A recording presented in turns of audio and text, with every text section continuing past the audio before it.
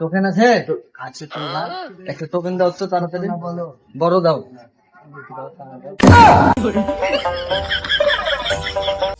আপন সবাই পর হলো আর সবাই ঘৃণা করে, পথের মানুষ হলাম আমি। কি রে তোর এগুলা কি করছিস? আমার ছেলেকে লেগে আটা গেছিস, বেটা যা এখান থেকে। বাইগান যা তাড়াতাড়ি। কি রে ওই কয় টাকা দিয়েছে?